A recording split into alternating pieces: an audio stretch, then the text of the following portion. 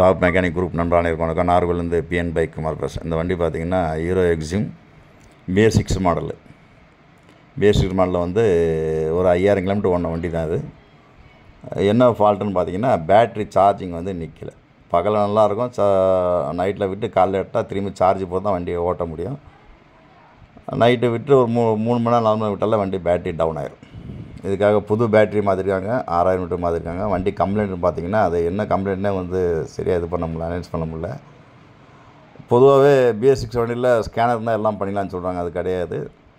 50% அனுபவ ரீதியாக தான் பார்க்க முடியும். ஸ்கேனர் வந்து ஒரு 50% தான் காட்டும், மற்றெல்லாம் அனுபவ ரீதியாக தான் பார்க்க முடியும். இதில் எங்கே இந்த பேட்ரி லைன் லீக் ஆகும்னு சொல்லி கண்டுபிடிக்க முடியல.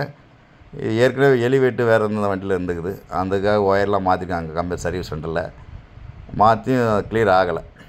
நீங்கள் பார்த்தாலும் தெரியும், இந்த ஒயர்லாம் சின்ன சின்ன ஒயர் போட்டிருக்காங்க. அதுக்கு ஹெவியாக ஒயர் போட்டு மாட்டியாச்சு 6000 வீட்டுக்கு. கம்ப்ளைண்ட் பார்த்தீங்கன்னா இந்த பேட்ரிக்கு வர்றத சீட்டு கீழே வர ஸ்டோரேஜ் பாக்ஸ் எல்லா வண்டியிலுமே இருக்கும். ஸ்கூட்டர் வண்டிகள் எல்லாமே ஸ்டோரேஜ் பாக்ஸு. சீட்டு நம்ம சாவி ஆஃப் பண்ணால் கூட திருப்பி சீட்டு திறக்கும்போது லைட் எரியும். இந்த பல்புக்கு வர லைன் வந்து டைரெக்டாக பேட்டரியில் இருக்கும். சாவிக்கு இதுக்கும் கனெக்ஷன் இருக்காது. இது வந்து டைரெக்ட் கனெக்ஷன் சொல்லுவாங்க பேட்டரி சீட்டுக்குள்ளே வரக்கூடிய லைட்டுக்கு.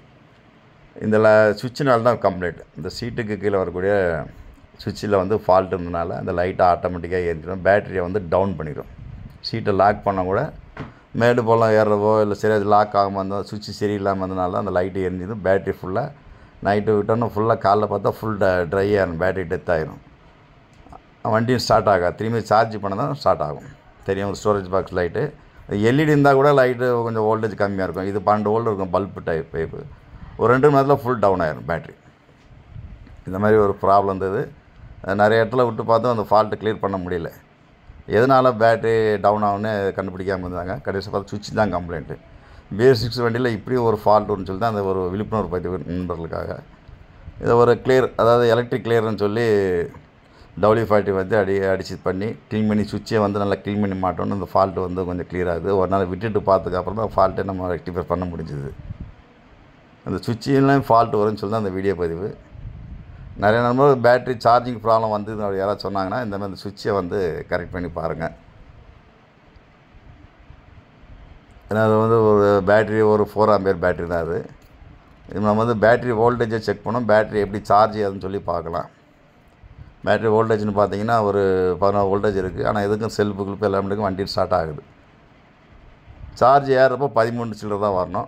BS6 வண்டி எல்லாமே 13 சில்லர் தான், 14 கூட காட்ட மாட்டோம் சில வண்டிங்களில். எவ்வளோ ரைஸ் பண்ணாலும் 13 மேலே வரல, சார்ஜிங் கிளியராக ஏறும். கம்ப்ளைண்ட் பார்த்தீங்கன்னா சுவிட்சு தான் கம்ப்ளைண்ட்டு. அதுமாதிரி BS6 வண்டியில் இந்தமாதிரி ஃபால்ட்டு வந்துச்சுன்னா நண்பர்கள் வந்து இந்த சுவிட்சை கொஞ்சம் நல்லா 2 தடவை 3 தடவை செக் பண்ணி, மற்ற ஸ்பீடாமீட்டரில் இந்தமாதிரி ஃபால்ட் வரும். அதை பற்றி ஒரு வீடியோ பதிவு ஏற்கனவே பிஎன் பைக் எலக்ட்ரிக்கலில் போட்டிருந்தோம். பல்சர் வண்டிங்களில் டிஜிட்டல் ஸ்பீடாமீட்டர்னாலேயும் பேட்ரி டவுன் ஆகும்னு சொல்லி ஒரு வீடியோ பதிவு போட்டிருந்தோம். அது நிறைய நண்பர்களுக்கு அதை அட்டன் பண்ணியிருக்காங்க அந்த ஃபால்ட்டை. இதில் வந்து மீட்ரு ஃபால்ட்டும் எதுவுமே கிடையாது. இந்த சுவிட்சுக்கு வர லைன் பார்த்து சுவிட்சும் ஃபால்ட். அதுக்காக ஒரு பதிவு தான் அது. தேங்க்ஸ் நண்பர்களே.